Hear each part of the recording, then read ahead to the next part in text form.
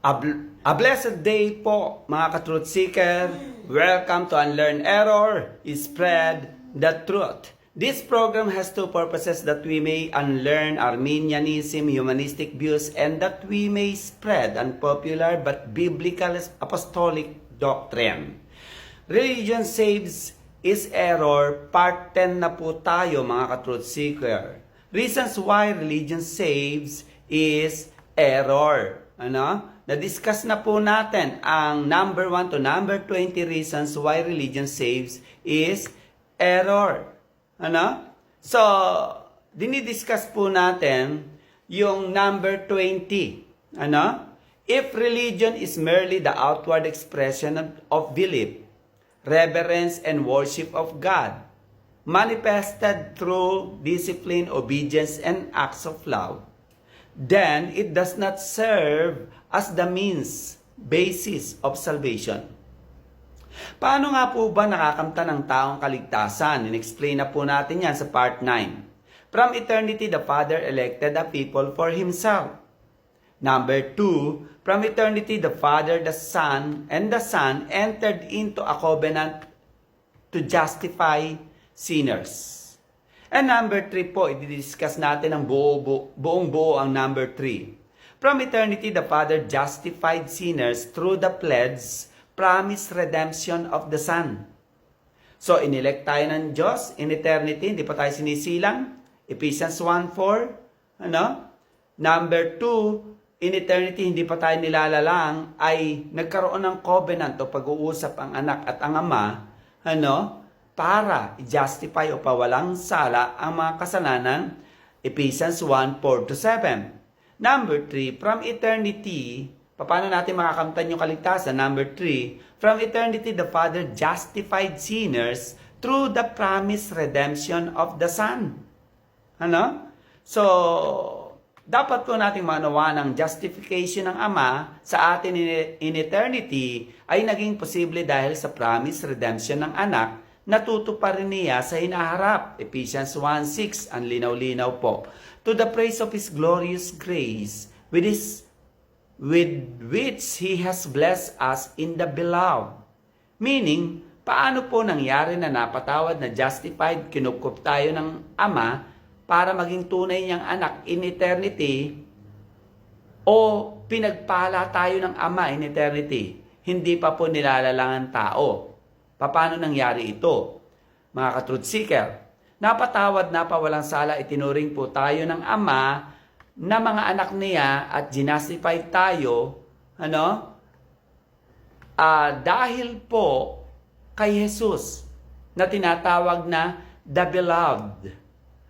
Ito po ang dahilan kung bakit tayo ay naging katanggap-tanggap sa Ama. Ephesians 1:6, sabi diyan, to the praise of the glorious grace of the Father, with which the Father has blessed us in Christ, in the beloved. Ephesians 1:7, in whom we have redemption through His blood, the forgiveness of sins according to the riches of His grace. Explain ko po ito. Meaning, because of the riches of Christ's grace in eternity, may tipanan na ang Diyos at Ama, Diyos Ama at Anak. Hindi pa tayo nilalang ipinatawad, ginastified, itinuring na tayong mga anak ng Diyos Ama dahil sa promised redemption ni Jesus sa Ama, na siya ay magbububo ng dugo, mamamatay na alay na handog sa ikapagpapatawad, ikaka-justify natin sa harap ng Ama. Number 4 po, paano makakamtan ng taong kaligtasan?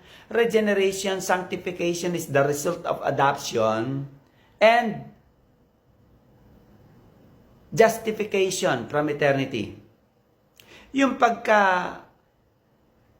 turing sa atin ng Ama na tunay niyang anak at yung pagpapawalang sala o gawin tayo ng Ama na blameless, nangyari ito in eternity. Result lang yung regeneration ng adoption and justification natin. Resulta yan na ang resulta ng adoption and justification ay regeneration. Basahin ko po ang Ephesians 1:4. Ayon sa pagkapili ng Diyos Ama sa atin sa Kaniya bago itinatag ang sanlibutan in eternity, hindi pa nilalang sa katauhan upang tayo maging mga banal at mga walang dungis sa harapan ng Ama.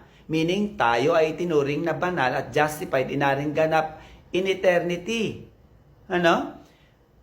Ephesians 1:5 na tayo itinalaga ng Ama ng una pa sa pagkupkop na tulad sa mga anak.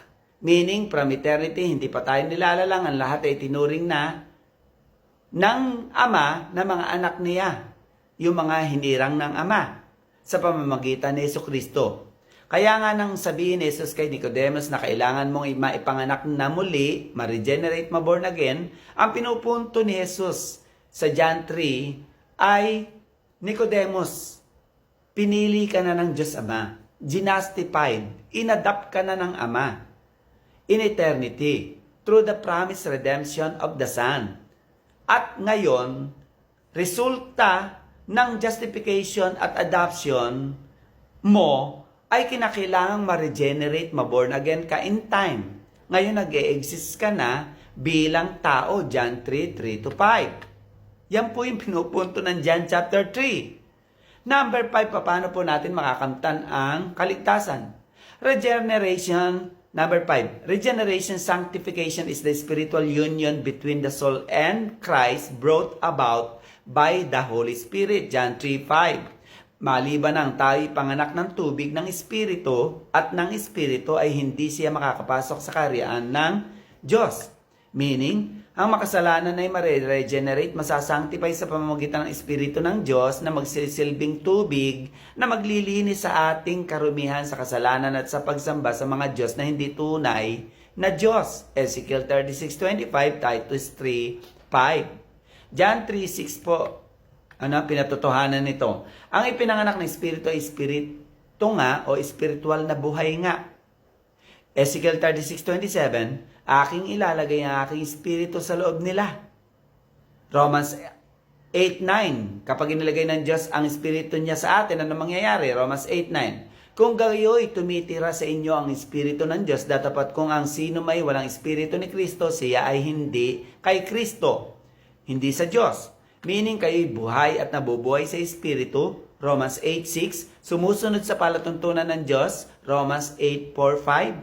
Ito ang katunayan, ebidensya na nananahan ang Espiritu ng Diyos sa inyo at ang pinananahan ng Espiritu ng Diyos ay pinananahan ni Jesus Kristo. So kung nananahan ang Espiritu ng Diyos sa atin, si Kristo ay nananahan rin sa atin o tinatawag nating we are in spiritual union with Christ. Ang regeneration po ay spiritual union with Christ. Romans 8:10. At kung si Kristo ay nasa inyo na, yung Espiritu ng Diyos nasa inyo na, ang katawan ay patay dahil sa kasalanan, dapat ang Espiritu ay buhay.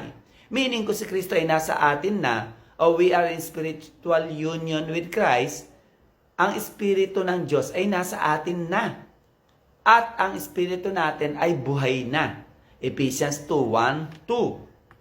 Yan po ang kaligtasan. Ang kaligtasan po ay nakakamtan sa pamamagitan ng pagpili ng Diyos, electing love of the Father in eternity, justification ng Ama through the promised redemption of the Lord Jesus Christ, the redeeming grace of the Son.